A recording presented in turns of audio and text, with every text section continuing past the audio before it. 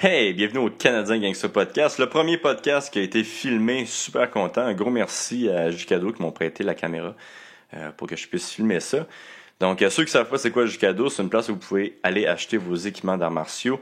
C'est une super belle place, ils ont vraiment tout là-bas. Puis pour de vrai, si l'apocalypse, c'est probablement la première place que je vais vandaliser, je m'en vais voler des katanas là-bas.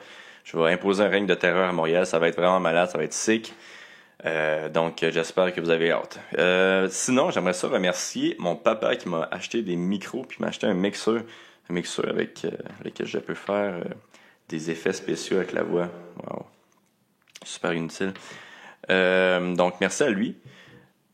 Puis merci à vous d'écouter mon podcast pour de vrai. C'est à cause de vous que je fais ça. Puis merci à tous les invités que j'ai reçus à date. Sinon, aujourd'hui, cette semaine, en fait, je reçois Dave Leduc. Dave qui faisait du Muay Thai, mais là, maintenant, il est champion du monde en lightweight. En lightweight, qui est comme du Muay Thai, mais avec des coups de tête. Fait que Dave, c'est un malade mental.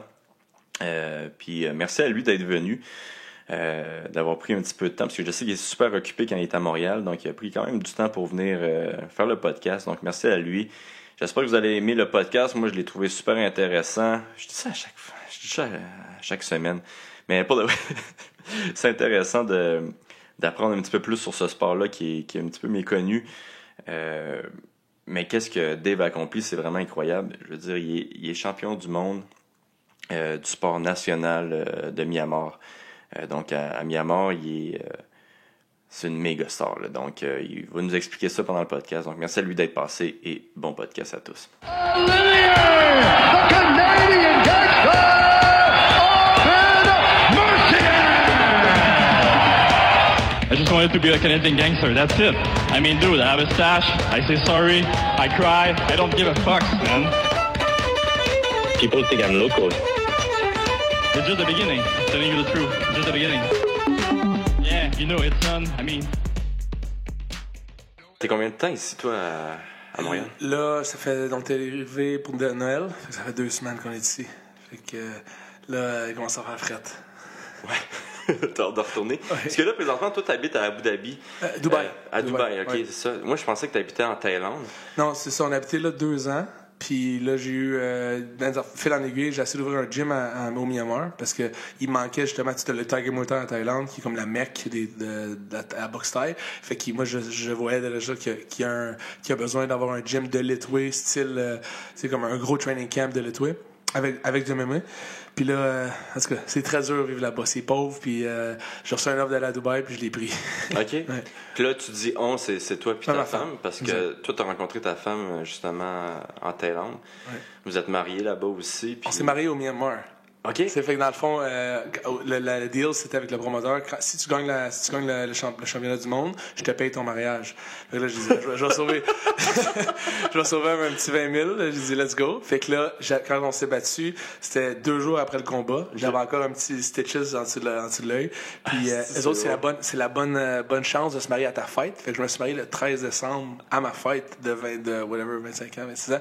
Puis, c'était 2 jours après le combat. Fait que, ils ont payé le mariage. Qu'est-ce que c'est drôle. Mais toi, t'es-tu payé quand tu fais des combats comme ça ou c'est... Je suis payé? Non, ouais, oui, absolument. Tu t'es payé en mariage? Non. Je t'ai payé, ça, c'était comme un extra. Lui, il a pensé smart. Il a dit, c'est un marketing stunt.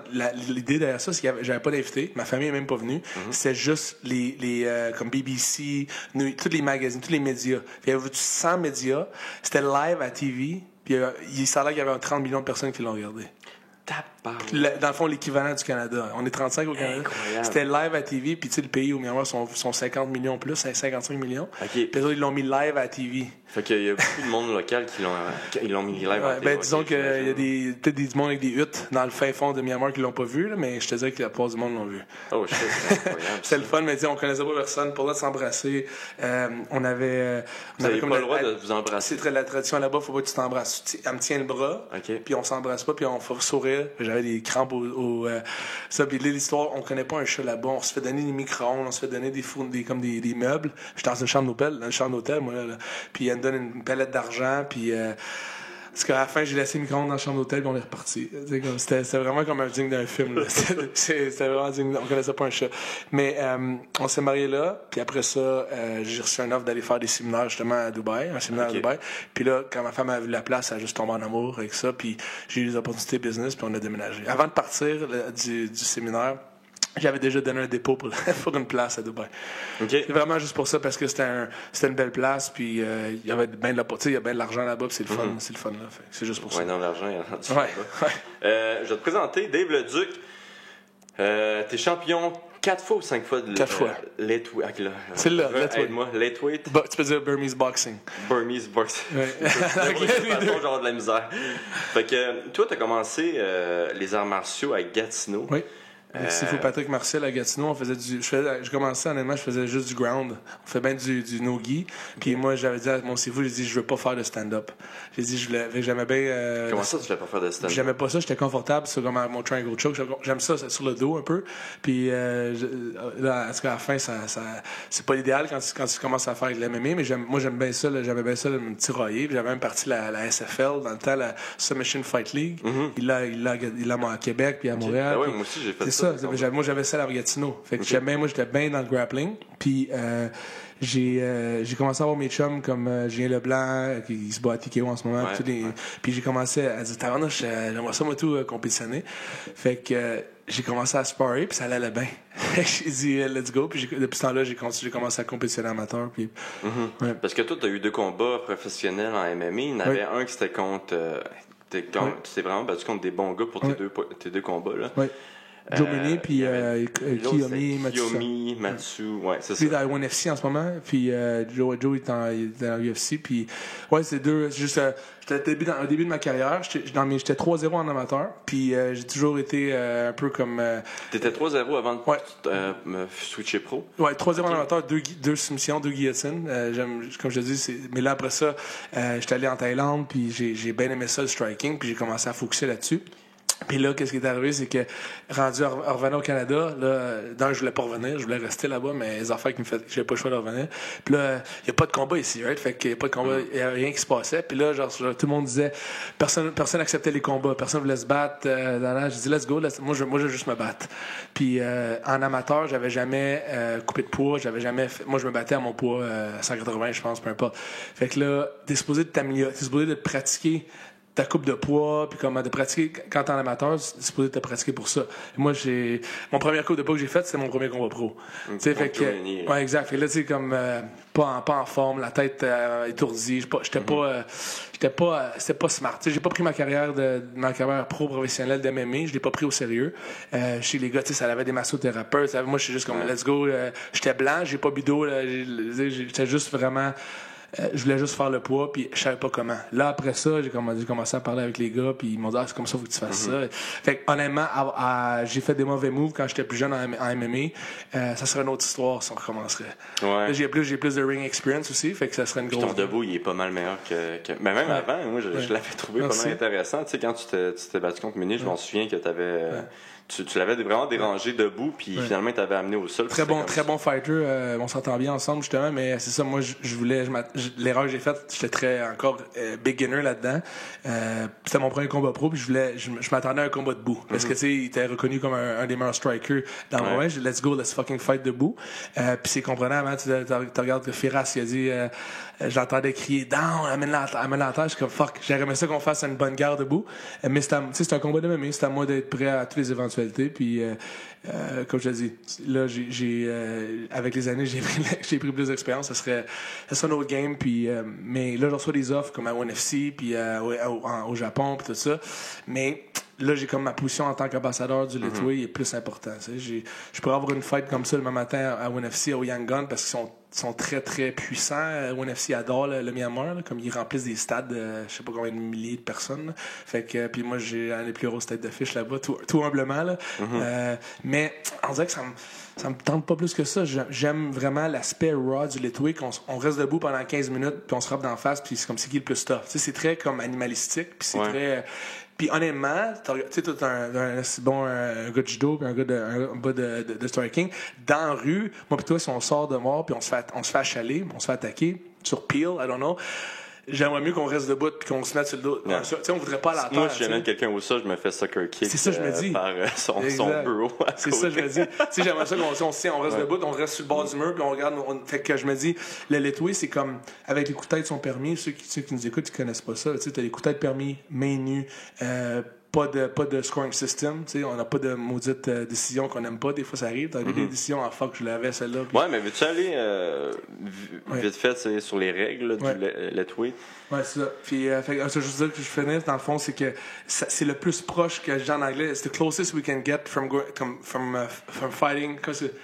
C'est plus proche de se battre dans la rue sans aller en prison. Tu sais, c'est comme vraiment... ça met l'emphase là-dessus. Puis, quand je me suis chicané dans la rue, moi, des fois, ça n'a pas été à terre. C'était debout, c'était un coup de pied dans les boules, un coup de pied dans la gorge. Tu sais, puis c'était... Tu veux pas aller à terre, parce qu'on te dit, on va se faire soccer kick dans la face. Fait que j'aime bien ça pour cet aspect-là. Puis c'est rare dans la vraie vie qu'on dit, on va se laisser dans une place pendant 15 minutes, puis il y a juste personne nous achale. Il va y avoir les chums arriver. Fait que c'est comme... ouais, c'est ça. C'est comme ça que je veux dire. Il y a bien des sports que c'est comme un peu comme... tiens, Ben, c'est devenu ça. des sports. Là, c'est Exact. vraiment des... il faudrait que je t'amène au Myanmar, tu triperais. Ouais. Tu vas être là-bas comme fuck, c'est son animal. Là. Les spectateurs, je pense, sont comme. Ouais. Ils veulent juste. C'est comme on transportait un gladiateur, là, tu sais. T'aimerais ça. moi, c'est mes combats préférés. Là. Moins ils sont techniques, plus j'aime ça. Ouais. Fait que, ce que tu disais avec l'enfant, c'est les. C'est quoi les règles de lightweight? Parce que c'est vraiment différent du Muay Thai traditionnel. Là. Ouais, vraiment. T'as pas de scoring system. Fait qu'il y a pas de pointage. Fait que y a pas de. Si les deux gars restent debout à la fin, c'est une nulle. S'il y a un KO, ben c'est comme ça que tu peux gagner. Mais là, il y a un autre règlement qui est un peu fucké, c'est le time-out. Injury time-out. Le time-out ou le time-out? Le time-out. T'as un time-out. Fait que dans le fond, chaque c'est un fighter... jeu de mots avec taille. Je sais comme, nice, ils sont bien drôles. Non. Toi, les deux fighters ont ils ont une fois dans le fight, 2 minutes de pause. Fait que si jamais tu te fais assommer, Ça, c'est n'importe quand dans le fight? n'importe quand, avant la 5e round. Avant le 5e round. Ouais. Le 5e round, il y en a... C'est KO or that's it. OK, fait qu'il y a juste un round que tu peux mettre KO or that's it, c'est le 5e. C'est le 5e. Les autres, on va dire, moi, mon dernier combat, je l'ai KO au premier round. Ils l'ont frappé d'en face, ils ont mordu les oreilles, ils ont tiré les cheveux, ils l'ont réveillé, puis il a continué, puis on a fini la fight. Ils lui ont mordu les oreilles. Il mord les oreilles, tu sais. C'est. Il se lave. C'est tellement hot, c'est comme, OK, utilise ta carte de résurrection, j'utilise ma carte de résurrection, let's go, t'as 2 minutes, mon chum, pour te lever. Comme moi, Monopoly, là, le passe. Ah ouais, vraiment. C'est ça que c'est. Mais ça, c'est un peu comme, honnêtement, je suis en anglais, comme je pousse les traditions, mais ça, c'est quelque chose qui fait mal au cerveau. Là. Heureusement, je n'ai jamais besoin clairement. d'utiliser. Je ne l'ai pas utilisé encore, puis je ne veux pas l'utiliser. Mais mes adversaires l'ont utilisé, puis sacrément, ça. Je peux sacrer, je sais pas. Oh, ouais. Chris, ouais. Chris, ça. C'est 5 rounds, tu disais, Ouais. chaque combat. Oui, Fait que s'il n'y a pas de KO, il n'y a pas de gagnant, c'est égalité. exact. Les 4 premiers rounds, tu peux te faire ressusciter. Oui, Tu as le droit au coup de tête. oui. Tu as le droit à Aux quoi mains. d'autre? Aux Les mains. 8 membres. Il y a Les pas- mains, les coudes, les genoux, les pieds. Comme, Ok. Fait que dans le fond, ils appellent ça l'art des 9 membres. The Art of 9 Limbs. Ok. Fait comme le Muay Thai, c'est l'art des 8 membres. Et là, il y a t'as l'autre membre qui est le fun. qui est la tête. Ouais. Puis là, juste pour que le monde sache, là, c'est qu'il n'y a pas de gants non plus. Là. C'est vraiment, tu protèges j'imagine tes poignets avec du bandage, puis that's Exact. it, là. Exact. Fait que dans le fond, c'est ça. C'est très. La plupart du monde, quand ils regardent un combat de l'été, ils vont voir ça, ils vont dire fuck, c'est la tête qui est plus. C'est ça qui te frappe le plus. Mais il faut que les gens comprennent que c'est la mentalité qui change la game. Si je te donne. Si je te dis, regarde, tes coups de pied comptent pas pour beaucoup de points.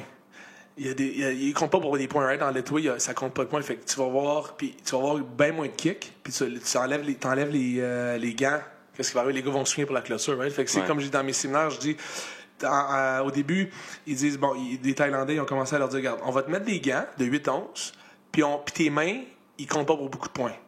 Si tu kicks, ça compte pour plus. Puis si tu fais des genoux, ça compte pour plus. Fait qu'est-ce qui arrive au fil de 100 ans? Les gars, ils ont moins de mains. Ils sont moins, ouais. Puis c'est vrai que ils ont des astis bons kicks, mais ils n'ont pas ben les meilleures mains sur la terre. Les Thaïs sont pas reconnus pour ça. Ils sont reconnus pour avoir des bons kicks, des bons genoux, puis tout. Là, tu regardes la Myanmar, l'autre pays à côté. Tu leur dis, regarde, on te met pas de gants, puis en plus, tu n'as pas de scoring system. Qu'est-ce qui arrive, les gars? Ça s'en va, ils veulent se fendre la face, tu sais. Fait que t'as des meilleures mains. Fait que c'est un peu ça qui est arrivé au fil des centaines d'années puis des milliers d'années. Les gars, ils ont vraiment mis de l'emphase sur le cœur. Puis tu regardes un Birman, il y a moins, je te dirais, moins de technique parce qu'il était moins comme... il y a moins de tourisme qui est allé au Myanmar, tandis que, parce qu'il était fermé pendant au-dessus de 100 ans, le pays. Puis les Thaïlandais, ils ont beaucoup plus d'influence comme le Dutch kickboxing. Ils ont eu du monde qui vient visiter le pays. Fait que tu regardes plus de technique. Mais les Birmans, ils ont bien plus de cœur. Je te dirais que c'est dans tous les gens que j'ai vus dans ma vie, puis j'en ai fait des voyages, là, je te dirais que c'est les gars qui ont ça prend des tanks pour les tuer. Là, comme c'est pour les assommer, là, ils vont vraiment, ils aimeraient mieux mourir dans le ring que comme. Oh, wow. Ouais. Ils sont tough. Puis là, tu disais, c'est quoi, le pays était fermé pendant... Ouais, ils ont été... Avant, ça s'appelait Myanmar, ça s'appelait Burma. C'était colonisé par l'Angleterre. OK. Fait qu'ils parlent un peu l'anglais là-bas, le Myanmar. Fait que c'était le British Burma. Puis pendant ces années-là, l'autre, c'était comme la guerre. C'était une colonie de l'Angleterre. Puis il était fermé. Mais là, ça vient d'ouvrir le pays, il vient de commencer à ouvrir. Puis ça a donné que je suis comme arrivé en même temps que le pays ouvre. Fait que là, l'économie, elle va mieux. Puis c'est tout comment... On voit beaucoup de changements dans le pays. Tu sais, le sport... Avant, là, tu sais même pas sûrement c'était au Myanmar il y a 3-4 ans. Non, right? C'est ça. C'est entre l'Inde, la Thaïlande puis la Chine. Fait que c'est quand même un gros pays de 55 millions de personnes que le monde ne sait même pas c'est où. Puis là, tu leur demandes c'est quoi leur sport national. Encore moins de monde qui savent c'est quoi. C'est leur sport national. Ah, wow. C'est comme le hockey ici. C'est comme le hockey ici. Fait que d'autres, là, comme mon coach, il dit c'est fou, il est venu à mon dernier combat, puis il dit ça l'a tellement frappé, il n'y a pas d'alcool. Les gars, les gens n'ont pas de cellulaire. Les grands-mères jeunes, ils regardent le fight. Ça crie, ça se reçoit. Il y a juste comme you watch the fight. Tu regardes le combat puis that's it, là. Ça, c'est cool. C'est fun de voir ça que. Puis c'est des arénas de combien de personnes qui. Le dernier combat, c'était 5000 personnes. Ouais. OK. Mais c'est live à TV. Le monde. Parce que tout le monde regarde ça. Le monde à la ville de Yangon, c'est la plus grosse métropole. C'est une couple de millions. Mais le monde est comme à Mandalay, les autres villes, là, sont comme à 12 heures de route. Là. Ils viennent pas, puis ils n'ont pas d'auto. Fait qu'ils le regardent par satellite. Comme le live stream, le dernier combat, ça a l'air qu'il y avait entre 30 et 32 millions qui l'ont regardé. Fait que c'est comme si tout le Canada... Je pense que c'est plus de views que les Oscars. Là. Oui, écoute, cette semaine, il disait que le Bye Bye avait fait les 3 millions. Ouais, c'est fait. Exact, tu vois? Incroyable. C'est le fun. Puis là, juste pour revenir dans les règles, t'as-tu le droit au clinch, t'as-tu le droit au takedown? Ils sont très fluides, comme ils laissent aller plus comme le clinch. Tu regardes un combat de taille, un combat de l'étoile, ils vont laisser plus travailler dans le clinch. Okay. Souvent, en Muay Thai, ils vont te séparer, tu sais, pour que les kicks, ils veulent voir plus de kicks. En l'étoile, ils vont te laisser travailler, puis oui, les takedowns. C'est pour ça que j'ai dit, tu vas aimer ça. T'as le droit, comme aller body lock, le gros suplex, le dropper sa tête, les gros throws, les gros sweeps. Si tu fais trop de shoot, comme single leg, double leg, ils vont t'avertir. Okay. Mais parce qu'ils veulent, c'est du striking quand même. Puis à moins que tu le pognes dans les jambes puis tu le drops sa tête, là, ils te laisseraient le faire. Là, ils vont être contents. Ouais, parce qu'ils veulent voir du dommage. Ouais. Okay. Ils sont bien, comme les Birmans sont très polis, très humbles, très gentils, comme les plus gentils que j'ai vus dans ma vie. Mais ils ont comme bâti le sport le plus brutal au monde. Je vais jamais comprendre ça. T'sais, ils sont super gentils, mais quand ils vont dans le ring, c'est l'animal. Souvent, les combattants de MMA, les combattants de boxe, c'est les personnes les plus gentilles à l'extérieur. Ça. Il y a quand même des... Il y en a d'autres que non, là, mais... Tu sais, souvent, c'est là que tu canalises ton énergie, ta mauvaise énergie. Là. Comme les Japonais à Tokyo sont super ça coche, puis à 5 heures le soir, ils s'en vont se saouler. Ouais. Tu été au Japon? Ouais, je suis jamais allé au Japon, mais tu sais, moi, je viens du judo, fait que j'ai beaucoup d'amis japonais. Ils sont très à coche. Ouais, ils sont super ça coche. Jusqu'après 11 heures, là, ça démarche. C'est vrai. Ça, c'est la ceinture que tu as gagnée, puis ça a pris combien de temps que tu l'as gagné? Parce que c'est open weight. Y a-tu une catégorie de poids dans ça? Oui, il y a des catégories de poids comme de 20 kilos à 80 kilos. Ils ont vraiment, c'est très, très bien fait. Comme la fédération, la Myanmar Traditional Boxing Federation est très sacoche pour ça. Mais historiquement, les Birmans, ils n'étaient pas plus gros que 175 livres, right? Fait qu'ils ont mis ça 80 kilos et plus. Fait que là, le champion 80 kilos et plus, le open weight, ça a changé de main plusieurs fois au fil des années. Là, ils parlent peut-être d'en rajouter une catégorie de poids comme 100 kilos pour la Nouvelle-Zélande. Parce qu'il y a des gros gars là-bas, right? Puis les gars veulent commencer à... C'est ça. Puis au Japon, il y a eu déjà un combat de 2 gars de 100 kilos. Fait que là, techniquement, ils se battaient open weight, right? Mais ils veulent peut-être commencer à mettre des grosses catégories de poids. Mais techniquement, en ce moment, les vrais officiels, là, c'est open-weight.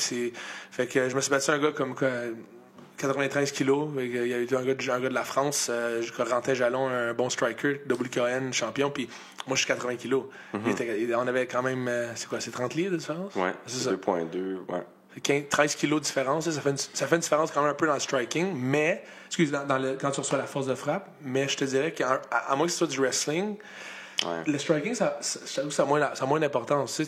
Mais c'est rapide. C'est ça. Ouais. C'est sûr que si tu te fais cloquer, si tu te fais frapper, tu vas voir la différence de force de frappe, peut-être, mais en fait,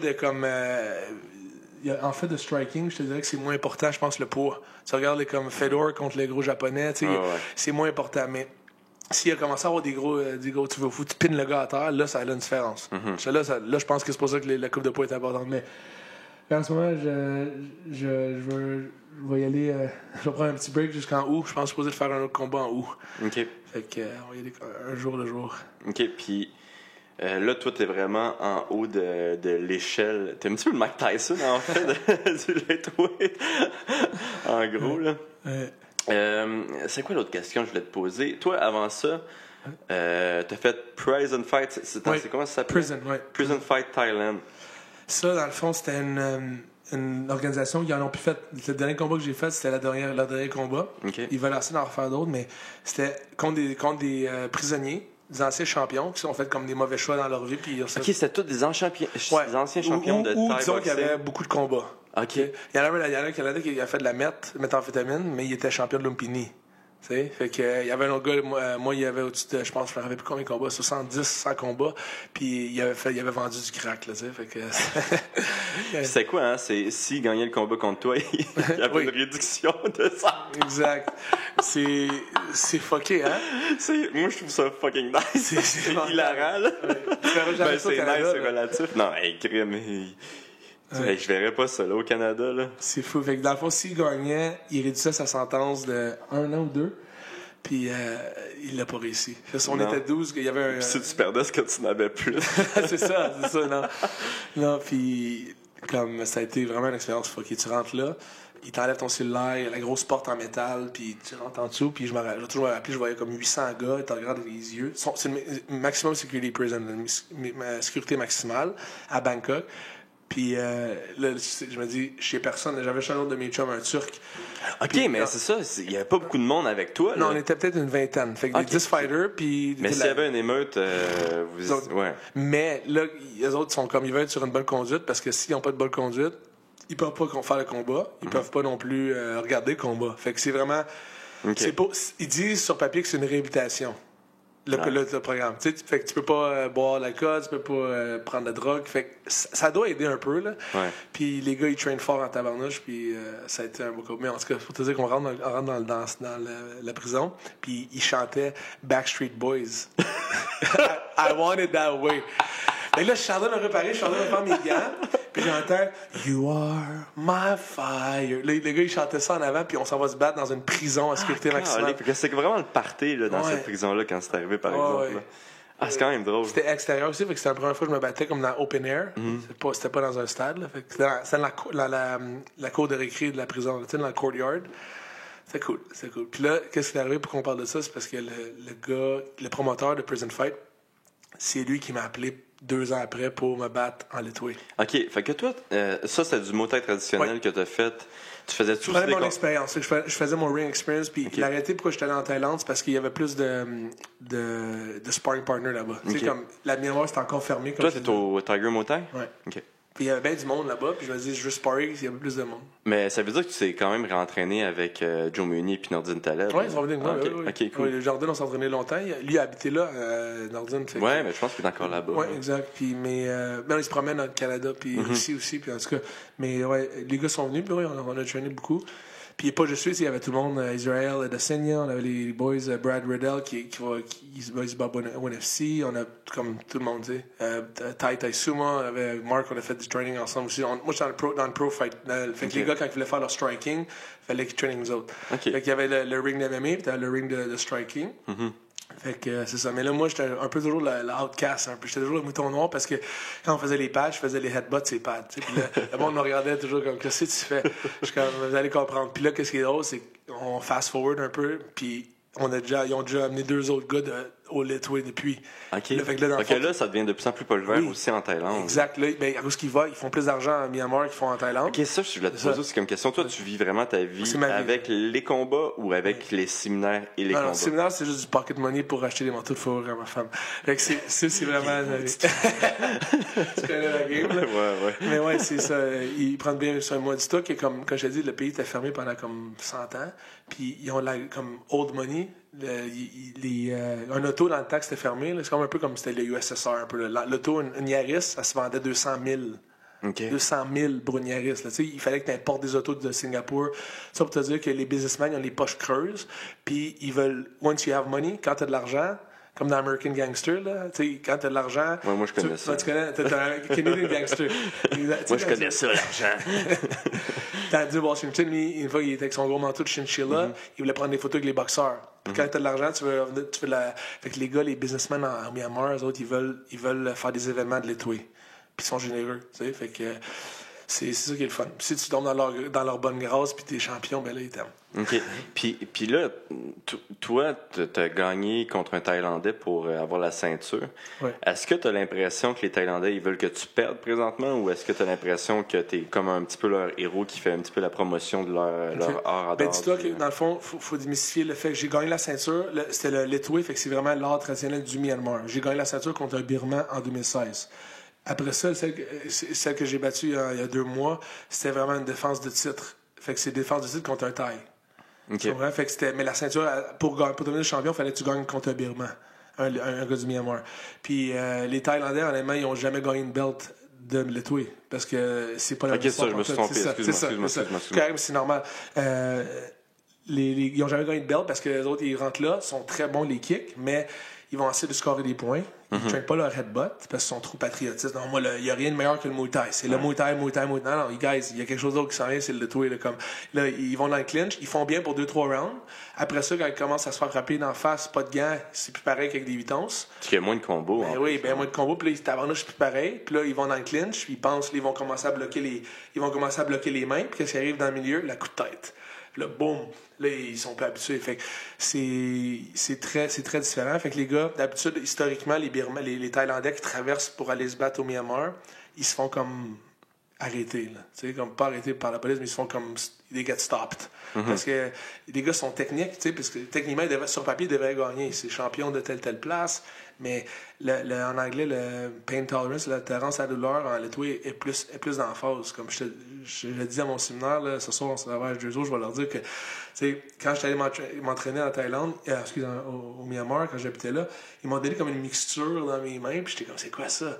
Puis là, il dit, put in your eye. Je dis, OK, je le mets, ça brûlait, ça ressemblait comme à du poivre de Cayenne. Un petit peu comme dans le film Bloodsport. Exact. Puis là, je dis, c'est quoi ça? Il fallait que tu te battes contre un gros c'est ça. asiatique. Ça, c'est juste pour training. Fait que là, il met ça dans les yeux. Puis là, c'est comme ça brûle, comme si du sang, puis comme si de la sueur dans les yeux, comme si tu venais de te faire couper, puis tu fallait que tu te battes. Puis là, il dit, OK, là, on fait des pads. Oh, wow. Tu m'as dit, je veux dire? Fait que c'est old school. Ouais, puis fait que c'est vraiment old school. Ouais. OK. Ouais. Fait que je vais te reposer la question, mais je vais changer Thaïlandais par Birman. Est-ce que tu as l'impression que tu es un héros là-bas ou un anti-héros? Tu penses-tu qu'ils veulent que tu restes champion? Est-ce que tu penses qu'ils veulent organiser un petit peu que tu perdes? Très bonne question. Je te dirais que c'est comme un mix des deux. Le pays, il y a un peu la religion là-dedans aussi. Le pays, 90% bouddhiste, puis comme 5% musulmans. Puis l'ancien champion était musulman. Puis il y avait bien les bouddhistes qui, eux autres, ils voulaient pas l'avoir là. Fait que j'ai comme été comme bien accepté. Surtout que moi, j'étais un peu... ma religion, moi, c'est l'amour. Là. J'ai pas de religion. C'est juste comme... I just love everybody. Puis, tu sais... En tout cas, ils ont été même chercher des vieilles photos de moi dans les temples à bouddhistes en Thaïlande, puis ils les mettaient sur l'Internet. Oh, wow, ils étaient bien contents. Fait que là, je te dirais que le pays en tant que tel, j'étais bien heureux de voir que comme mes réseaux sociaux ont explosé plus que lui dans le temps. Il était champion pendant plusieurs années, puis j'ai déjà plus de following que lui. C'est un champion national, une légende nationale. Puis comme je suis très comment dire, très reconnaissant d'avoir été accepté comme ça par eux autres. C'est pas facile. J'avais jamais eu d'autres blancs qui avaient gagné ou de noirs. Non, c'est sûr que de non-birmans qui avaient différent, gagné. ouais. Fait que. Je vais aller avec ça. Je te dirais que je pense qu'en majeure partie, ils acceptent. Puis je pense que les gens qui sont moindrement intelligents, ils comprennent que dans le temps, il n'y avait pas personne qui avait aidé le sport outre-mer, qui avait amené le sport outre-mer. Ouais. Parce que tu fais très bien la promotion là, Merci. avec tes réseaux sociaux. Je veux dire, tu fais de la technique, tu montres des techniques à chaque. Je sais Là, j'ai pas. arrêté, il faut que je recommence. Ouais. Il faut en faire un ensemble. Ouais, c'est ça que j'ai dit. Mais en tout cas, tu montrais des techniques de coup de tête, des techniques vraiment de let weight, puis c'était vraiment super intéressant. Puis je pense que ça fait une belle promotion pour ce sport-là. Là. Le simple, c'est ça que je m'avais donné comme cette émission-là, d'être pas comme juste. Oui, c'est bon comme de gagner puis de knocker du monde, mais c'est juste ça qu'ils ont fait pendant 10 ans. Ouais. Mais là, il faut que tu commences à faire des séminaires, amener le sport. Tu sais, on l'a amené sur UFC Fight Pass, on en parlait tantôt, tu sais, comme on a réussi à l'amener le sport un peu. Il est sur Fight Pass présentement? Là, on l'a réussi, ouais. Ah, Mais calique, le monde, incroyable. ça a l'air facile, tu sais, à dire, comme tu regardes TKO, tu regardes toutes les ligues qui sont sur Fight Pass, Non, right? c'est pas facile. Mais t'as amené un sport qui a 2000 ans, sur une plateforme moderne, là, comme Puis surtout, tu sais, un sport qui a été accepté, mais qui tu sais, il y a encore de la misère à être accepté par beaucoup de personnes. Puis tu mets un autre sport encore plus violent, encore plus animal. C'est ça. Je suis comme la merde, comme on dit en québécois. Là, je suis de la voix. On l'a fait. Fait que là, ça va être encore plus visible. Parce que le monde, il le regarde en Asie. Puis tu sais, sur Facebook, il faut que tu cherches le lien. Là, mais là, ça va être plus comme accessible pour le monde.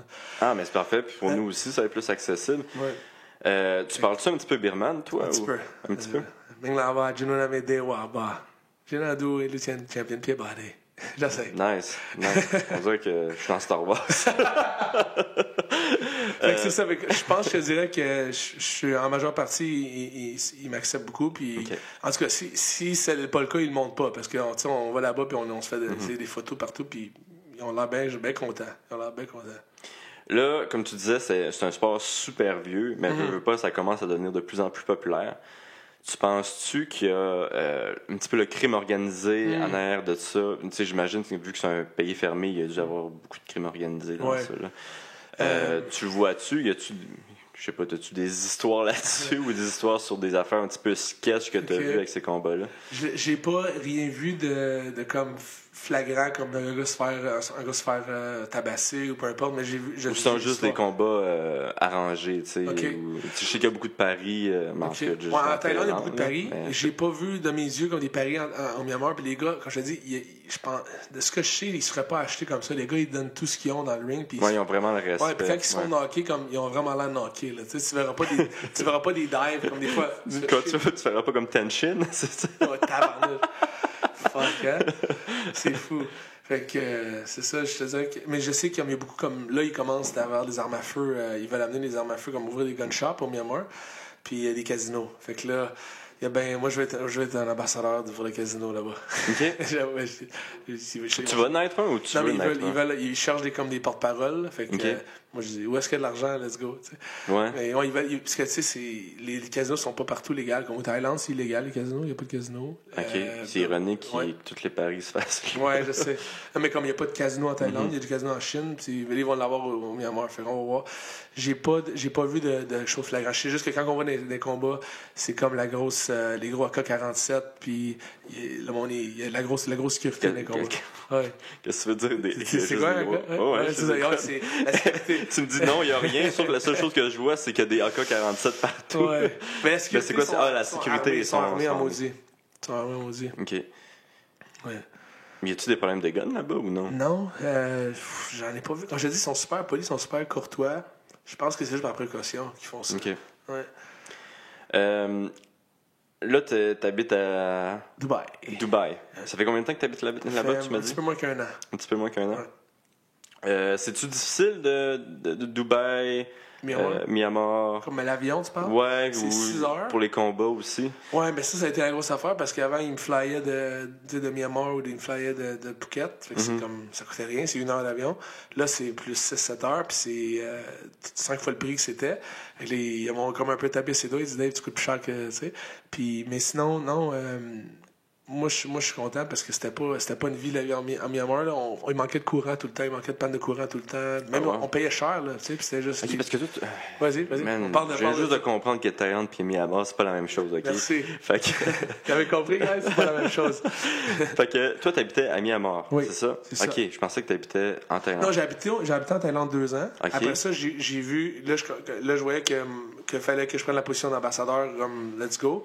Puis là, j'ai quitté Phuket, Tiger Muay Thai, pour m'en aller à 1 heure d'avion de là, à Yangon. Ok. Mais là, ça n'a pas duré longtemps, ça a duré quelques mois. C'est ça qui s'est passé. Même il y a du monde qui ne savait même pas que j'ai été vivre là. Tu sais, j'ai vécu quelques mois. Puis tu continuais-tu de t'entraîner au Tiger Muay Thai? Non. Là, honnêtement, là, je pense toujours pas y retourner. Parce qu'ils veulent m'avoir, ils m'écrivent, ils veulent me payer là, le voyage, tout, mais ça paraît pas bien. Tu sais, j'irais m'entraîner en Thaïlande pour un combat au Myanmar. Doesn't make sense. Fait que là, c'est soit que... OK, Il y a à un petit Dubaï, peu de la politique quand même, là. ouais, puis le patriotisme aussi, tu sais. C'est comme... t'es champion de Muay Thai, mais tu s'en vas t'entraîner au Myanmar ou tu s'en vas t'entraîner au Japon. Mais, OK, mais tu cares pas pour ton sport. Tu sais, ça paraît mal. Fait que faut que je fasse attention à ces affaires-là. Surtout que les Birmans, je sais qu'ils me diraient. OK, puis là, présentement, tu t'entraînes... Là, c'était à Dubaï. C'est à C'est Dubaï. correct. Ça, c'est correct à Mais vu que Dubaï? c'est luxueux, puis c'est comme eux autres, c'est correct, ça passe. T'as-tu des bons partenaires d'entraînement là-bas? J'avais Moïse Raybon, je sais pas si tu connais. Ouais. Oui, tu connais, oui. Il est spécial, il est drôle, Moïse. Ouais. Il est tough, Moïse. Ah oui, il était venu tough. s'entraîner ici. Ouais. Je pense qu'il avait même...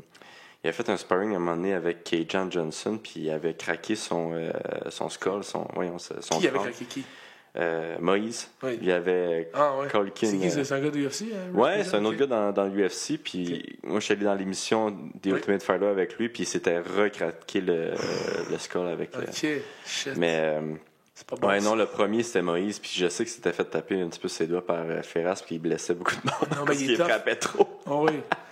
J'ai bien aimé ça, se parler avec lui, mais il m'a pas craqué la tête. Non, ouais. Non, on y allait fort, puis ça m'a préparé beaucoup pour les fights. Ok, fait que tu Il est t'entraînes très- avec lui là-bas? Il est très inorthodoxe, il est très comme imprédictible, puis c'est le Ouais, fun. ouais, non, mais il donnait des coups de pied à peu près. De nulle part, là, tu sais, fait que c'est le fun. Ouais, 2 cm de toi. Là. Ouais. Là, toi, t'as ouvert ton gym là-bas? Non, je m'entraîne. Puis ça, c'est son gym à Non, Moïse? c'était un gym qu'on avait comme underground, là, qu'on faisait ça. Juste, on avait une couple de gars d'un peu partout, puis qu'on s'entraînait là. Puis est-ce que les arts martiaux, c'est populaire là-bas? Ouais, BJJ. Ouais, le BJJ, hein, qui est À populaire. Abu Dhabi, très très populaire, le BJJ. Il y a bien des UFC gyms qui ont popé, là. Il y en a comme 6 à Dubaï, là, comme c'est très populaire. Puis le striking commence, là. Il y a bien des gyms de Muay Thai, puis kickboxing. OK. Ouais. Non, fait que shout-out à Moïse, on a eu bien des beaux sparring, là. C'est le fun. Il fait rire, oui, il est drôle.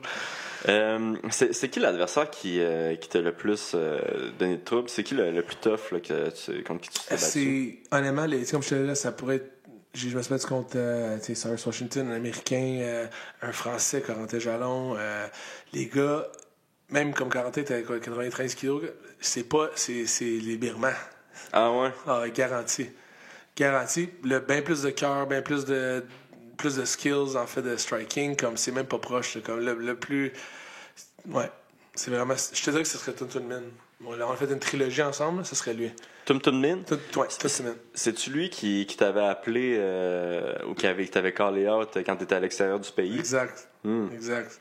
Puis lui, il avait dit qu'il n'y avait pas personne, à part lui, dans le pays, parce que lui, c'est champion openweight avant moi. C'est de lui que j'ai volé sa ceinture. OK. Et fait que là, dans le fond, lui, il pensait qu'il était invincible, tout ça, puis dans le fond, quand ça s'est passé, moi, je pense que en tout cas, après qu'on ait gagné la ceinture, pendant 2 ans, il a dû comme méditer, là, puis il a dû dire, je l'ai Dave. Je l'ai tellement, ce gars-là. Tu sais, puis il payait sa vie, c'était ça. Il faisait vivre sa famille juste avec les combats, puis là, il s'est battu contre Saya, qui est revenu, il a fait des combats. Puis là, il a dit, OK, là, je peux te challenger après 2 ans. Puis là, il avait dit, il n'y a personne à part moi qui peut le battre. Puis genre, je veux juste y enlever la ceinture, je veux redonner ça au Birman. Puis comme, il parlait pour lui, là. Il parlait pas pour le pays au complet, tu sais. Puis il avait dit quoi? Il a dit, ouais, t'as pas assez de force dans tes punches pour me knocker. Puis moi, j'avais répondu dans le journal, j'ai dit, j'ai pas besoin de mes punches, j'ai juste besoin de mes coudes. Puis comme des raisons, c'est ça qui est arrivé dans le premier round de notre dernier combat, j'ai droppé qu'un coude. C'est-tu un spinning? Non, un gros fake left, un fake tip, comme je faisais mon jeu, puis il a descendu avec le coude sur la table. Ah oui. J'étais encore mal, fuck. Je pense que je me suis chipé un C'est la bon. marque de Tim Tam. Comment il s'appelle? Tum Tum Min. Tim Tam. Ouais. OK. Fait que lui, c'était le plus tough. Puis c'est ça, hein, il t'avait call-out, puis t'étais à un autre pays, puis il fallait que tu reviennes. Ouais. En tout cas, moi, Ils m'ont dit, dans le fond, que si tu acceptais pas le challenge, on t'enlevait ta ceinture. Tu sais, tu regardes ça à UFC, les gars. OK. Après Ouais, Dana White, il en a aussi au Ouais, mais tu sais, ils enlèvent les ceintures du monde, ça fait 1 an qu'il y a void. Tu sais, c'est normal, je comprends. C'est des affaires où le gars, il veut pas se battre, ça fait 1 an, puis il a toujours une excuse. OK, enlève ta ceinture. Mais je viens de me battre. Il y a 2 mois. Là. C'est pas comme si j'étais pas actif. Là. Ouais. C'était vraiment... C'est à cause de l'argent. Il savait que s'il faisait ce combat-là, c'était pour être le plus gros combat de l'histoire du pays. Puis ils m'ont comme... J'ai dit, pas grave, I wanted to fight him. Je voulais me battre contre lui. C'est la première fois qu'on s'est fait ensemble, c'était un draw. On s'est pas knocké. Moi, c'était mon 2e combat de l'été à vie. OK. 2e combat. OK, tu t'es battu 3 fois avec. Ouais, trilogie, Oh, wow. c'était le dernier combat. Dans le fond, premier combat, c'était un draw. C'était comme au début, j'ai kické dans le chest, puis il l'a attrapé, puis il m'a fait des sweeps, puis comme là, il fallait que je m'adapte vite. Je n'attaquais plus son ventre après, j'attaquais sa jambe, tu sais. Puis, vite, en tout cas, puis lui, il était déjà comme 70 combats. Moi, c'était mon 2e. Fait que, puis, tu sais, 3e génération de fighter de Litway, ça fait une différence. Moi, j'étais un petit gars de Gatineau, là, tu sais, lui, il est né là-dedans, là, il est né dans le Litway, ça fait une différence, là. En tout cas, 2e fight. Vu que c'était un draw le premier, 2e fight, là, j'ai fucké la jambe avec des sidekicks puis des tips à la jambe. À la fin, j'ai attrapé sa jambe puis il s'est comme fucké le genou. Je pense que c'est Terry l'ACL. Là, c'est là qu'il a pris 2 ans de break. OK. Tu comprends? Ouais. C'est là que j'ai gagné la ceinture. Mais là, c'était comme, j'en voulais je voulais l'assommer. Je voulais en refaire un autre, tu sais.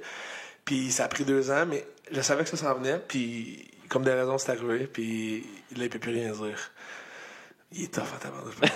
Il s'est relevé après le KO. Il a-tu utilisé sa carte de résurrection? Ouais, exact. Fait que techniquement, officiellement, comme je te dis, moi, je suis pas sur le traditionnel. Ouais. Traditionnel, c'est t'as le droit à le time-out, puis talala. Mais là, officiellement, je t'ai checké sur Wikipédia l'autre jour, c'est marqué draw. Tu sais, mais comme je l'ai knocké au premier round, là. Tu sais, t'as tous mes guys ONE FC, Online San, je sais pas si tu connais, middleweight, double middleweight, puis light heavyweight champion à ONE FC. OK. Double champion, il me dit Dave, il dit tabarnouche. Ça aurait été un highlight KO reel, là, ça, là. Ouais. Mais là, ils l'ont réveillé, puis il a continué. Fait que c'était officiellement, c'est scoré un draw.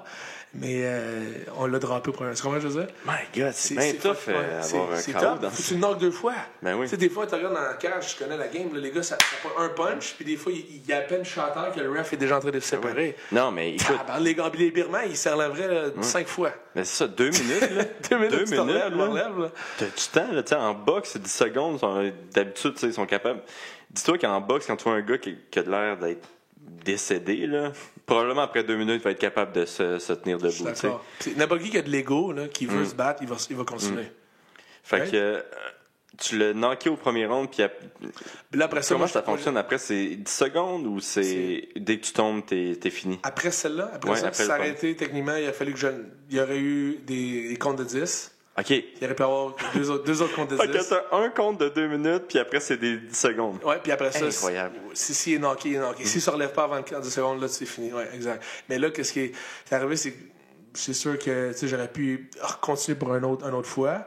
Mais aussi, la partie, j'ai toujours dit, tu sais, comme un animal de blessé. Comme on va dans la rue tantôt, puis on voit un animal qui est blessé, comme un oiseau qui a l'aile brisée. Puis t'essaies d'aider l'oiseau. Qu'est-ce qui va arriver? Il va essayer de te piquer, right? Il va essayer de te mordre. Ou un raton laveur. Fait que je me dis toujours, un animal qui est blessé, c'est un animal dangereux. Puis ils sont bien plus dangereux, un animal imprédictible comme ça. Fait que je me dis, moi, j'ai de le knocker. Tu sais, que ça peut arriver vite, là, un boom, un punch, puis je sais qu'il frappe comme un tank. Puis là, boum, je perds la ceinture. Ouais. So, là, j'ai été prudent, mais en même temps, j'ai attaqué, tu me suis? Puis avec les petits gants en plus, ben, sans gants, là, il y a c'est beaucoup du plus de lucky punch. Là. Je veux Dans dire, le clinch il aussi, pourrait le fermer headbutt. les yeux puis frapper, puis ça fonctionne. Tu sais. C'est ça.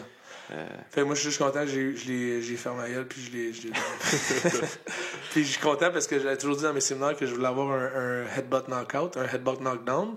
Puis c'est dur, hein. Tu sais, le monde, il pense que headbutt, c'est toujours un knockout. Ouais, c'est ça. Ça a l'air difficile à rentrer des headbutts quand même. Tu sais, en clinch, ok, c'est pas si pire, mais même là, les gars, ils collent tout de suite leur tête contre ton oreille. Ouais. Il y a une manière de le faire comme faut que tu crées de la distance. Fait que techniquement, tu peux même tirer les cheveux. T'as le droit de prendre les cheveux? Tu prends les cheveux, tu tires, puis tu peux comme créer de la distance. Oh, wow. On pourrait, c'est pour ça que je me suis rasé. Moi, Moi, je serais mort. Là. les cheveux là. Oublie ça, je vais jamais ça. Non, mais t'as un bon head pressure, tu utilises ça dans la gorge, le head pressure dans la gorge, tout ça, fait comme... Mais là, je suis content parce que au premier round, je l'ai pas eu que ça tempe avec un coup de tête puis il est tombé. Okay, ouais. Mais la part du temps, un headbutt, c'est comme pour créer de la distance. Fait que on est proche, il n'y a pas grand-chose qui passe, tu pousses, là, t'as de l'espace, puis là, tu rentres le coude. Fait que j'aime ça comme utiliser le head pressure, le headbutt pour créer un espace entre les deux pour rentrer d'autres choses. Mais c'est pas toujours un knockout, t'sais. Ouais, puis j'imagine aussi la technique, même pour les punches, doit être différente parce que tu peux pas frapper juste avec tes knuckles, tes jointures, tu vas les casser. Ouais, c'est ça. Ou tu fasses attention, puis tu vises, comme tu frappes pas le top de sa tête, tu vises la. Mais juste le hook, moi j'aime ça, frapper avec les deux knuckles. Le jab, on en parlait tantôt, tu y vas comme ça au lieu d'aller comme ça, parce que, en tout cas, il y a bien des affaires qu'on peut parler, tu sais. Ça change la game. C'est drôle comment on devient comme. Avant que je fasse le tour, je deviens comme un peu. Dépendant des gants. On se rend pas compte à quel point on devient comme dépendant du support au poignet. Puis quand comme si on fait du bare knuckle bag, là, tu fais ça juste sur le bag, puis tu le fais pas de gants, tu fais du pad, pas de gants, juste bare knuckle avec ça fait une différence. Tu peux pas faire tes hooks pareil, tu peux pas faire c'est vraiment on devient très dépendant des gants. T'as-tu des exercices pour endurcir tes poignets justement vraiment spécifiques au lightweight? Oui. Des push-ups que je fais comme sur les poignets, sur les doigts, pour renforcer ça. Parce que c'est fou, comme au moment de l'impact, le poignet, il plie. Ouais. Tu le sais? T'as-tu des blessures toi aux mains? Ou... Ouais, c'est pour ça que j'ai commencé à faire ça. J'ai commencé à faire des recherches comme comment m'endurcir. Parce qu'au début, je me suis disloqué le doigt. Au Japon, comme premier, ma deuxième défense, je me suis disloqué le doigt. Fait que là, j'avais 3 rounds, je me battais comme ça. Oh, wow. Et là, j'ai commencé à faire des exercices avec les doigts pour pas, justement, les tendons, les ligaments, ils deviennent, tu sais, je voulais vraiment m'endurcir ça. Puis là, je me suis promis que ça ne peut plus jamais arriver. OK, tu vois vraiment la différence? Je vois une différence. Comme en fait, je me sens plus stiff dans les doigts, tu sais. Parce que, vraiment, dans le clinch, là, c'est... Mais tu sais, les gants de MMA, t'as les doigts libres. Ouais, j'ai les doigts libres, mais moi, j'ai des gros problèmes de main depuis vraiment longtemps. Fait que c'est pour ça que Comment ça, tout ça? Ben, je sais pas. Ça fait mal? Ouais, ça fait mal. Tu sais, j'ai jamais eu de problème de la main droite, mais depuis un combat, depuis mon dernier combat, là, pendant le camp d'entraînement, j'ai comme frappé vraiment fort quelqu'un, puis, tu sais, moi, c'est mes poignets, là, ouais. Okay. Sparring, c'est vraiment mes poignets qui explosent, là. Mais t'as des bonnes mains, t'as des gros points. Hey, merci, man. Aïe, aïe. Mais non, c'est ça. Fait que moi, je voulais commencer justement à faire des exercices. Un que je te conseille, là, c'est que tu fais des push-ups sur tes poignets. Ouais, je suis pas encore capable. J'ai essayé. Je voyais les gars de boxe, là, Arthur Peterbiev. Lui, il fait ça vraiment facilement. Là, ouais. C'est le fun. Ouais, non, c'est quelque chose. Là, j'aimerais ça te parler un petit peu de tes réseaux sociaux parce que non seulement t'es très bon dans le ring, mais t'es très bon aussi sur tes réseaux sociaux. Comme on disait tantôt, tu faisais des vidéos de technique. Je pense que tu as à peu près 100 000 followers là, présentement. Puis veux pas ça... 200 sur Facebook. 200 000? Ouais, c'est incroyable. Ben, les Birmans sont tous sur Facebook, ils sont pas sur Instagram. OK, c'est ça. C'est l'inverse. Okay. Sur Facebook, c'est pour Myanmar pas mal, tu sais. Puis Instagram, c'est tout le monde pas mal. Parce que moi, je trouve ça super important, les réseaux sociaux, surtout maintenant pour les athlètes, parce que comme après carrière, comme un combattant, t'es pas un joueur de hockey, t'es pas un joueur de football qui a gagné des millions. Là. Il va falloir que tu travailles après ta carrière. Fait que là... Tu bâtis un brand. Ouais, tu te bâtis un brand. Puis toi, t'avais fait vraiment des bons coups, justement, sur tes réseaux sociaux avec tes techniques. Puis je m'en souviens que Prison Fight Thailand, ça avait explosé tes affaires. Ouais. C'était la première fois que je t'entendais parler de toi depuis que je t'avais vu à Gatineau. Oui. Parce que je sais que t'as quand même... Tu étais parti... savait pas, je pense pas qu'on savait parler à Gatineau. On savait pas non. Ben, tu sais, moi, je savais t'étais qui. Mais tu sais, on s'était jamais présenté, là. Ouais. Moi, je pense que j'avais vu un de tes gros Sotogari, là, un gros throw. Tu t'entraînais-tu avec Mendel Nalo, toi? Non. OK. Parce que je sais que je me battais pour hybride quand il était amateur. Oui, c'est ça. Tu t'avais battu contre lui, c'est ça. Ouais. Oui, je me rappelle. Tu l'avais complètement dominé. Ben, c'est relatif, là. Le premier round, il avait failli me tuer, là. Mais les deux derniers rounds, j'avais réussi à reprendre le dessus. Mais c'est ça, fait que tu étais très... Là, c'est training partner maintenant, non? Ouais, puis Dieu merci. Fait que ça, il y avait... C'est là que j'avais entendu parler de toi à Prison Fight Thailand. Il y a une autre vidéo qui m'avait fait fucking rire. Ok. C'est la vidéo avec ta femme quand check bien ça là, quand elle partait je pense qu'elle repartait à Montréal. Ouais, exact. Tu la filmais pendant qu'elle pleurait. Puis là, moi, j'avais 2 théories, OK? J'étais comme, OK, s'organiser On va avec... démystifier le tout, donne-moi ça. J'étais comme, c'est-tu organisé avec le gars des vues? Tu sais, genre, hey, on va faire ça. Puis là, parce que qu'est-ce qui arrive, c'est que, bon, tu la filmes, hein, qu'est-ce qui arrive? Ah, je suis triste de partir. Puis là, finalement, elle va dans l'avion, puis elle dit, non, fuck that, esti. T'es mon homme. Puis là, elle revient, puis là, vous vous embrassez, puis là, en tout cas, vous... Puis là, ma deuxième théorie que j'aimais vraiment en plus, là... Ben, c'est quoi? c'est vraiment moi, là, by the way, c'est que, genre, Twisted Mind. Ouais, c'est ça, genre tu la prenais en vidéo pis t'étais comme pourquoi tu pleures? Ça, moi je suis le pire chum, ok? Genre ça fait 1 an qu'on moi et ma blonde on monte des montagnes puis à chaque fois qu'on monte la montagne je me mets à genoux puis je fais semblant d'acheter mon soulier finalement. Okay. Tu sais, donc ça, Ok. je suis vraiment une bonne personne. T'es là. très bon. Ouais, je suis une très bonne personne. Fait que c'est ça, je me demandais, c'est-tu tu avoir des souvenirs de elle qui pleure ou c'était un petit peu organisé avec la comédie? J'ai jamais dit à personne. On va te le dire en scoop aujourd'hui. Dans le fond, c'était... elle avait décidé de pas y aller. OK, avant. Non, mais on est à l'aéroport, puis il y avait il passé une grosse scène, on s'est comme embrassé, tout ça. Puis là, j'ai dit, on peut pas s'en retourner à la maison tout de suite. J'ai dit, let's do it. Fait que là, on l'a fait. Mais ça s'est passé quasiment de même. Mais je filmais pas, tu me suis? Ben, c'est un esprit cool. de bon coup de pub. C'est là. fun, ouais. Crime. La TV beaucoup. Ouais, Le non. Journal de Montréal avait tout ça, Tout le monde. sac de chips, là, ouais, pas mal sûr que même ma blonde me regardait avec les gros yeux quand elle avait vu ça. C'est cool, mais dans le fond, Irina, on ne s'est jamais rencontré, elle vient de Montréal. Moi, j'ai Gatineau. On s'avait jamais rencontré, puis j'ai daré de venir pendant sa vacances en Thaïlande. Puis j'ai fait sûr qu'elle reparte pas. J'ai organisé plein de voyages, plein d'affaires. Puis, on s'avait jamais vu. C'est sur les réseaux sociaux que vous étiez Elle rencontrés? était journaliste pour Montreal Blog. Elle était comme la tête d'affiche à Montreal Blog. Puis j'avais écrit pour qu'elle parle de moi. Fait que c'était comme, j'ai une bonne idée d'article pour toi, tiens, voici mon article. OK, c'est ton master plan. Oh, wow. Non, mais, c'est ça. Puis honnêtement, je disais, you're out of my league. Là. Je pensais qu'elle était pas comme j'étais encore. Je pensais à aucune chance avec elle. Fait que j'ai envoyé mon article, puis elle l'a pris. Puis à mon grand plaisir, on a continué à se parler après. Très cool. Fait que là, après ça, quand elle est partie, elle est jamais revenue.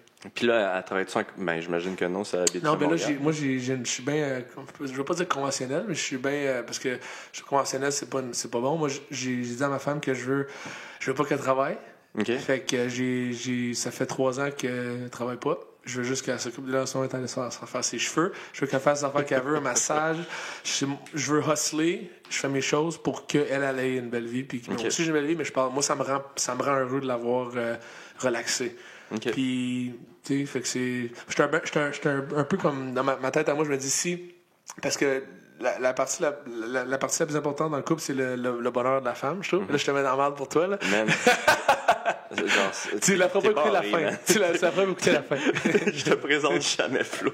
Ça, c'est sûr. T'es barré de chez nous, man. En tout cas, on n'est pas dans un podcast de relations, là, mais ça fait que j'ai ça. Moi, je suis bien comme. Je peux finir là-dessus. On a fait un pacte on passe pas une nuit à part. OK. Fait que ça fait 3 ans qu'on est ensemble, on n'a pas passé une nuit à part. Oh, wow. Puis on a fait comme 25 pays, tu sais, 25-30 pays. Fait que ça, c'est pas facile, ça coûte plus cher même. Tu sais, les séminaires, c'est 2 billets d'avion. Les combats, c'est 2 billets d'avion. Fait que mais je me dis, la vie est courte, puis je veux passer plus de temps avec elle. C'est ce que je pense. Ouais, c'est très beau. Merci. Je me sens quasiment en chi. Arrête. J'avais une autre question aussi, par exemple. Ça tenterait-tu, toi, de revenir dans le motet traditionnel pour te rebattre contre justement des plus gros noms, des personnes plus offrir connues? beaucoup, mais non, parce que là, il faut mettre des gants, pas de coup de tête, puis des scoring system. Fait que je me dis, honnêtement, comme je l'ai dit, c'est un super beau sport, c'est beau à voir, c'est très technique, mais je trouve que c'est un peu comme un sport inventé, comme je l'ai dit tantôt, parce que c'est pas quelque chose qui se passerait comme dans la rue, tu sais, comme au moins l'étoile, ça pourrait le gros takedown, le gros coup de tête dans le bar, tu sais, il y a bien des affaires qui ça ressemble. Tandis que l'étoile, la boxe taille, tu peux très facilement perdre contre un taille qui maîtrise le système de pointage. Ouais. Je trouve ça c'est de la bullshit. Puis tu penses-tu qu'il va y avoir des organisations, comme tantôt tu parlais de One FC, c'est One FC tu parlais? One FC, oui. Ouais, qui vont vraiment accepter le lightweight. C'est ce qu'ils ont fait? Ils ont parti leur propre ligue de lightweight, puis c'est déjà fait. OK. Ça s'appelle la WLC. C'est eux autres, c'est ça qu'on a rentré sur le UFC Fight Pass. Fait que ONE FC appartient à la ligue WLC, the World Lightweight Championship. OK. Puis c'est le WLC qui est sur le UFC Fight Pass. Fait que ONE FC, là, comme je dis, quand ils aiment le Myanmar, ils l'aiment en tabarnak. Ils ont ouvert leur propre ligue de Lightweight. Ah, wow. Fait OK, que là, mais attends, ouais. toi, tu te bats pour eux autres? Non, c'est ça. Mais là, j'ai un meeting avec le CEO de WLC le mois prochain. OK, t'es parce quand qu'ils même veulent pas m'avoir. parlé encore, là. Ils veulent Puis m'avoir. comment ça fonctionne? Est-ce que tu vas pouvoir te battre dans les deux ligues? Ouais, ben si je me bats avec eux autres, je pourrais pas. OK. En ce moment, moi, je suis dans l'autre ligue. C'est pas une ligue, c'est comme un autre promoteur. Ouais, une organisation. Ouais. Fait que là, mais là, c'est un des deux. C'est deux qui s'aiment pas. Ah ouais, pour vrai? Ouais, c'est deux qui s'aiment pas. Fait que là, lui, en ce moment que je me bats à la Golden Belt Championship, c'est la plus reconnue dans le pays, dans le monde. Mais l'autre, moi, j'aime bien l'idée j'aime bien la promotion que ONE FC fait parce qu'ils font, tu sais, ils mettent des grosses explosions. Ça fait comme. Ouais. J'ai fait 9 combats avec avec eux autres. Je serais ouvert à amener comme. Parce que je veux pas me battre pendant 10 ans, là, moi, Olivier. Là, je veux prendre ma retraite bientôt pour. Fait que je me dis, pourquoi pas Faire finir. quelques gros Ouais. combats. Puis, Ouais. Ben, honnêtement, autre. l'argent, ça va être la même, d'après moi. Peut-être même, I don't know.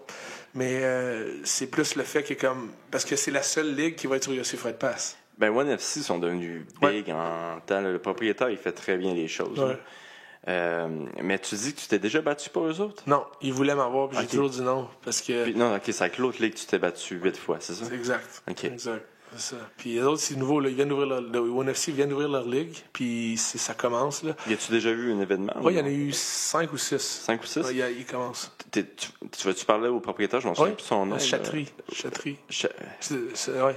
Ouais. Ou, comment ça s'appelle? l'asiatique, là. Ah, mais c'est deux tailles. Là. Un taille, puis un autre. Ouais. Qu'est-ce que tu veux? Tu veux que je lui parle? Pourquoi? Non, mais tu... Ouais. Pour moi. Mais c'est ça, je voulais juste savoir si tu l'avais déjà rencontré. là. Non, on s'est pas croisés. On sur Facebook, mais on s'est pas croisés. Mais c'est que lui, il y a un autre CEO qui s'occupe de la ligue de Lightweight. OK. Ouais, puis là, comme je te dis, on s'est parlé tantôt, il y a la ligue de Lightweight au Japon. Fait que c'est la International Lightweight Federation in Japan. Les autres font ça au Japon? Ouais, juste à Tokyo. Ouais, juste à Tokyo. Ouais, c'est grossi, ça comme la fanbase a grossi en maudit au Japon. Là. Ouais. Puis, Ben, il y a ça, un c'est truc qui est rêve. traditionnel, tu sais. Ben, c'est Ouais. ça. C'est un de mes rêves à moi quand je suis allé en 2017, j'ai gagné la ceinture de Lightweight au Japon. C'est comme je me sentais comme dans Street Fighter. Là, tu sais. Tu rentres là, puis les Japonais, ça fait beaucoup de bruit. C'est pas des gros crieurs. Là, tu sais, puis c'était spécial. C'est tellement intéressant, hein, c'est tellement différent au Japon. Là. Même quand tu vois, comme Pride, là, ils applaudissaient des petits hauts. Tu sais, il n'y avait pas de chou, il n'y avait pas de « Hey, tu là ». Exact. Just Bleed Guy, il n'existe pas vraiment au Japon. Non, tu sais. non, c'est ça. Ils sont très comme courts. Je sais pas, ils sont polis. Ils sont très courtois. Ou repress. C'est comme on dit tantôt, c'est comme. Un des deux. Ils gardent tout en dedans. Puis c'est pour ça qu'ils se font des. Arrête, le noble date parce qu'ils sont tellement sa coche. Là, fait que, T'as-tu entendu parler du Bare Knuckle Championship? il y en a deux. Il y a celle en Europe, Ouais. en UK, à Londres, puis il y a celle à Bass Rutten qui l'a partie aux States. Ah, OK, je savais Ouais, pas il que y en a Bass, deux. il n'avait parti un. Ouais. Puis je me suis fait offrir pour me battre à celle à UK, à Londres, contre le champion. C'était qui, ça, celle au UK? C'était ceux avec les gars du UFC ou ça, c'était celui avec... Je pense que c'est les gars de l'UFC, c'est les gars aux States. C'est celle-là de Ok. Bass Rutten. Ouais, Joe Riggs, puis les autres gars. Là. Mais sinon, j'aime l'idée, absolument, mais c'est juste que c'est pas tout de suite en ce moment. Je pense que je vais le faire après que j'ai fini avec le Lightweight. On pourrait aller le faire. Mais encore là, pas de coup de tête, pas de coup de coude. Moi, j'aime bien mes tips, j'aime bien mes genoux. Ouais. Ça change la game un peu, tu sais. Je peux pas faire de spin non Pas plus. faire de spin, pas faire de coude, puis comme... Ça, c'est différent, mais tu sais, ça peut être cool. Ça peut être cool. Sinon, quand j'ai dit, on va voir Bass aux States de la semaine prochaine, on va faire un Little Tuesday ensemble. Fait qu'on- Ouais, c'est ça, tu vas voir Bass, puis là, tu vas essayer de lui dire d'aller sur le Joe Rogan podcast. Ouais, ça va être cool, ça. J'espère que tu vas le faire. Je pense que c'est vraiment un le must. genre de... Ouais, c'est le genre de sujet que Joe, il triperait. Ben, il va avoir vu mon podcast avec toi, fait qu'ils vont dire, ouais, là, c'est Ouais, c'est ça, il va apprendre en français en une semaine. C'est ça. Puis là, tu disais que tu pensais pas te battre encore pendant 10 ans. Tu penses combien de combats que t'as encore Ça sur fait le corps? comme 1 an que j'ai ma femme que je vais arrêter. Fait Ok. que, parce que je veux avoir une famille. Fait que c'est pas l'idéal de se battre avec un enfant. Fait que je sais pas. Je l'ai en dedans de moi, par exemple.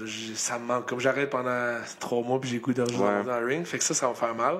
Je veux voir que je pars en maudit ou que je fasse bien des séminaires ou que je fasse bien du training pour combler cette petite adrenaline rush que ça donne, là, tu sais. Mais je veux pas être moi, je trouve pas ça cool de comme être un journeyman puis tu te bats jusqu'à temps que t'as 41, là, tu sais. Comme Randy Couture, il a gagné la belt à 40, good for him. Mais comme, je sais pas, I guess, si tu l'as dans le doigt, tant mieux. On est tous différents, mais moi, je veux comme passer, je veux relaxer dans une beach puis boire mon coconut comme que c'est relax. Comme là, on déménage sûrement à Cyprus, l'île de Chypre. OK. C'est en dessous de la Turquie. Puis là, à côté, comme la Grèce. Tu vas déménager de... Comme en mai, on déménage là. Oh, wow. Je ne l'ai pas dit, mais on déménage là parce que c'est pas comme du ciment comme partout à Dubaï. À Dubaï, Dubaï, c'est une ville qu'ils ont créée de zéro. Fake. Ouais, c'est ça. Fait que là, on va aller là-bas, puis comme il y a des fruits partout, on est super bien, puis ça va être comme mon safe haven après tout le J'imagine que c'est moins cher aussi habiter là-bas. Là. C'est sûr, mais c'est comme là, j'ai ma femme que je veux donner une belle place. Ça va me coûter cher pareil. Mais... Là, tu viens de visiter, on va avoir un gros comme compound. J'ai pogné une place avec mon businessman, un gars de Russie.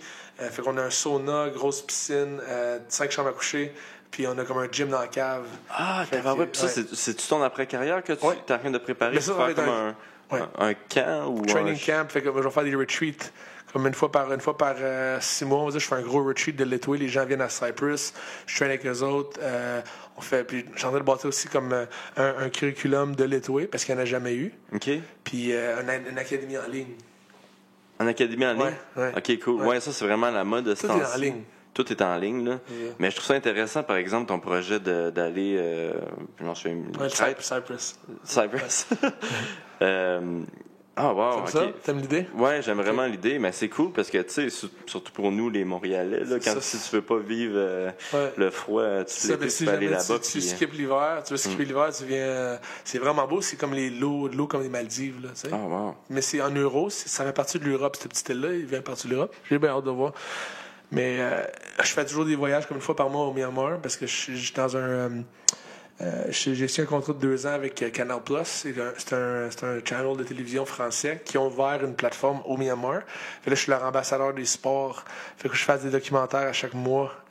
T'en fais-tu présentement? Ouais, ou... ouais, OK. Ouais, j'ai filmé tantôt. Là, eux autres, ils n'ont jamais vu de neige, les Birmans. Fait qu'ils voulaient que je filme avec la neige. Oh, putain!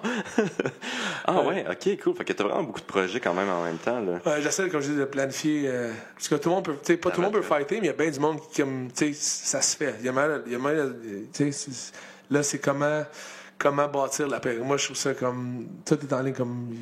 C'est comme tu l'as dit. Tu le fais déjà, toi, ton podcast. C'est comme, wow, ça, c'est vraiment... Ouais, cool, mais, tu sais, présentement, je le fais vraiment pour le fun, parce que je veux pas, il n'y a pas 30 millions de personnes au Québec, là. Oui. Puis, tu sais, à moins que que je sois capable de mettre mon podcast en France, ça va être difficile d'avoir une grosse clientèle, surtout que c'est vraiment par rapport au MMA, là. Absolument. Ça va, il y a une niche, mais... Ouais. Mais il y a toujours une niche, puis ça va fonctionner. Puis là, OK, ça serait plus son après-carrière. Puis là, juste une dernière question, là. Avant de finir ça, t'aurais-tu des conseils, pour moi ou pour autres athlètes, pour les réseaux sociaux, justement, pour vraiment se bâtir une après-carrière qui aurait de l'allure, là? Qu'est-ce que je me suis rendu compte le plus, c'est qu'avant, je dépensais de l'argent pour faire des vidéos, comme des ça soit comme avec une bonne caméra, là, tu sais, de faire des beaux vidéos, puis ça avait moins d'interaction que quand je faisais une vidéo avec mon téléphone. Okay. Les meilleures vidéos que j'ai faites, c'est avec mon téléphone cellulaire. Ça m'a coûté $0. Fait que comme puis la mentalité derrière ça, c'est que les gens, ils se reconnaissent comme ça a l'air accessible, ça a l'air vrai, ça a l'air comme shit. C'est vraiment de là à moi, direct. Il n'y a pas d'artifice entre les deux. T'sais? Tandis que quand c'est édité avec la musique puis c'est coupé, les gens, ils se reconnaissent pas, comme ils pensent pas que c'est... Il n'y a pas de comme de... Ça a l'air loin, ils ont l'air loin d'Olivier, là, tu sais. Ouais. Mais fait que je te dirais que c'est ça qui fait la différence, puis honnêtement, faut pas se casser la tête. Je me cassais beaucoup la tête au début de faire des gros coupages, des gros montages, mais là, je pense que c'est vraiment straight to the point, ça marche le plus. Puis constance aussi. Des fois, je me couche à comme 1h du matin à parler que j'ai une petite équipe, là. Puis je me couche à des heures du matin que je veux ça cette semaine, je veux ça cette semaine. Puis c'est de la job.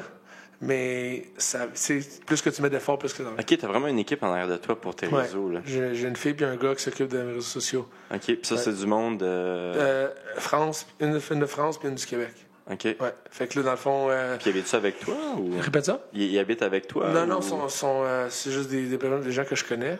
Puis c'est ça qui s'occupait de ça, ouais. Mais il habite en France et au Québec? Ouais. OK. Ouais, c'est ça. Là, j'ai... Fait que c'est vraiment pour la stratégie là, Oui. qui t'aide. C'est ça, puis les autres, ils leur donnent accès à ton compte, puis ils s'occupent de poster pour toi, parce que j'ai pas le temps des fois, tu sais, j'ai même pas Non, d'internet. je te comprends. Ouais. Puis c'est sûr que c'est un investissement, mais je pense qu'il revient à long terme, tu sais, ça revient à long terme, parce que juste en sponsorship sur les réseaux sociaux, puis les gens, tu sais, je sais pas s'il y a des up-and-coming fighters qui regardent le podcast en ce moment, comme Olivier dit, là, mettez beaucoup d'emphase sur les réseaux sociaux, parce que un enfant qui m'a toujours frappé, c'est Gary Vaynerchuk. Je sais pas si tu connais Gary V. Gary V. On s'est rencontrés à Columbus, en Ohio, il y a quelques années. Je faisais d'autres choses. Je vendais des produits de santé. Puis on s'est rencontrés dans une conférence là-bas. Puis il m'a dit, Dave, il dit, je m'en fous si t'es un avocat, un real estate agent, un gars qui travaille, qui vend des ordinateurs ou un combattant. Tout le monde devrait être sur les réseaux sociaux. Je fais, oh shit. Même la petite madame qui fait des confitures de fraises chez eux, tu sais, elle dit, oui. Justement, elle devrait être encore plus là-dessus parce que tu peux en vendre sur l'Internet. Puis Instagram, il y a le plus haut taux de conversion dans tous les réseaux sociaux au monde. Tandis que tu mets ton petit lien dans ta bio, là, Ouais. il y a beaucoup de gens qui cliquent là-dessus pour aller acheter des choses. Comme si vous voulez acheter un gilet, il est vraiment beau, là, Canadian Gangster, là. Elle a acheté ça, pas chez Fils. C'est justement sur mon profil. Ah oui, ok. Ouais. There you go. Tu sais, comme quelqu'un qui veut l'acheter, ça. C'est tellement sur Facebook, c'est qu'il faut que je voir dans About, faut que je voir là. Tandis que sur Instagram, c'est je clique sur le lien, puis c'est ça. Je l'achète, ça s'en va directement sur le shop, le iShop, puis c'est déjà acheté, là, comme ça s'en va tout de suite dans ton. Ils mettent leur carte de crédit, puis c'est acheté. Fait que, comme c'est le futur. Je te dirais, Instagram, il domine tout. Il domine tout, puis. Ouais, moi j'aime beaucoup Ouais. Instagram, j'aime moins Facebook un peu. Là, puis J'aime beaucoup Twitter aussi, c'est bien le fun. Ouais. Puis c'est-tu Gary qui t'a dit, Dave, you can do it. Believe in yourself. Non, ça, il fallait que faut-il le croire. Là. Mais ouais. Fait que dernière chose, t'as-tu des choses à plugger? Justement, tu disais que t'avais des commanditaires. Ouais. T'as-tu des choses à plugger? T'as-tu une histoire drôle à nous conter avant de finir ça? C'est bon, ça. On est quelle heure, là? On est dans le temps. Non, t'as le temps, là. Dans le fond, j'ai les sponsors sont au Japon, fait qu'ils regardent, ils comprennent même pas l'anglais puis le français. Là. Fait que, fuck eux, on veut Ok. l'histoire. C'est ça. Puis sinon, je te dirais une histoire drôle. Ben, l'histoire de l'affaire des yeux, moi, je la trouve bien comme cocasse. Là, tu sais, le fait que tu te brûles les yeux pour aller faire du pad. Après ça, j'ai trouvé ça drôle. Tu sais, comme c'est moins drôle, mais c'est de renforcer tes mains, que ce soit du MMA, si c'est bon en MMA ou en Muay Thai. Tu sais, il y a du monde qui... Parce que la mentalité est vraiment différente en Asie. Puis je pense que, moi, mon rêve, honnêtement, ça serait de voir, tu sais, quand vous rentrez, les autres, là, c'est, lui, il y a une base en, judo, une base en Muay Thai. J'ai hâte de voir quelqu'un qui s'est marqué Litway. Puis je pense que ça se rapproche encore plus du MMA. Parce qu'en Muay Thai, t'es très statique, t'es très droit comme une barre, right? En MMA, en Litway, t'es un peu plus bas, t'es prêt pour les takedowns, t'es prêt pour les elbows, t'es prêt pour les coups de tête. Fait que je pense que dans les prochaines années, puis là, je fais une prédiction, on va voir beaucoup de gens qui vont adopter ça plus pour le MMA. Tu le vois en Asie avec ONE FC, les gars, beaucoup de Litway fighters qui traversent en MMA. Ils n'ont pas le meilleur sol, là, mais ils traversent. Fait que ça, c'est mon but. Puis, trainer les mains, trainer le cou. Je sais pas si t'es d'accord avec moi, qu'est-ce que t'en penses? Plus que ton cou est solide, plus que t'as de chances de résister un KO ou résister un choc. Ben, ça, on avait regardé beaucoup d'études là, avec mes coachs, puis je pense que oui. Puis la seule raison présentement pourquoi je fais pas d'exercice de cou, c'est que j'ai des gros problèmes de cou. Mal au cou. Mais tu faisais des neck bridges, des affaires comme ça. C'est ça que je fais beaucoup. Je dis, dans les séminaires, on fait des neck raises, des oui, des non, puis on renforce le cou parce que le sternoclédomastoïde ici, le gros muscle, c'est ça qui prend l'impact un peu quand tu te fais frapper. Fait que, guys, traînez votre cou, traînez vos bras, puis postez sur Facebook. Postez sur Instagram. Hey, merci d'être venu, puis merci d'avoir pris ton temps. Je sais que tu es super occupé. On part demain pour New York. Ouais, vous partez demain pour New York. Je reviens une semaine si jamais on fait un Let's Tuesday ensemble. Ouais, c'est ça. Puis là, avant de partir encore, là, moi, ce vidéo-là va être posté, ce podcast-là va être posté lundi. Tu vas-tu être encore... aux States. Tu vas être aux States, tu vas revenir. Je reviens en février. Tu reviens en février, puis tu vas donner des séminaires là-bas, rendus en février. Fait que j'invite tout le monde à te suivre, puis aller voir quel... Merci de m'avoir invité, ça fait vraiment non, plaisir. c'est super cool. Puis en plus, c'est le fun d'avoir une je me suis ceinture. fait arrêter à Dubaï avec ça parce qu'il est plaqué or. Fait que ils sont fait comme ils comprenaient pas. Ils étaient pas comme qu'est-ce que tu fais? Je me suis fait achaler à Dubaï. C'est quoi, t'as pas le droit de sortir de l'or de Dubaï? Non, mais ça a l'air. Quand ça va sur la radiographie, le rayon X, c'est noir.